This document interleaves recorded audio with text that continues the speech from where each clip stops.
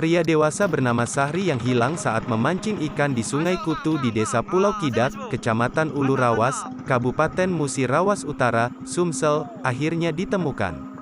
Sahri ditemukan dalam keadaan meninggal dunia oleh tim SAR gabungan yang melakukan pencarian sejak beberapa hari lalu.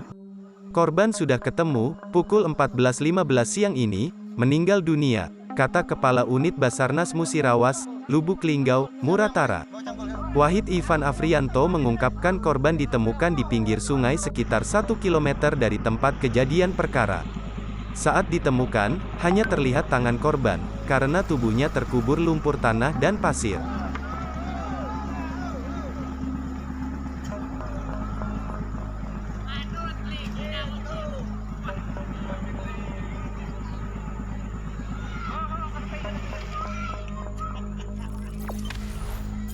Jangan lupa subscribe, share, komen, dan like ya.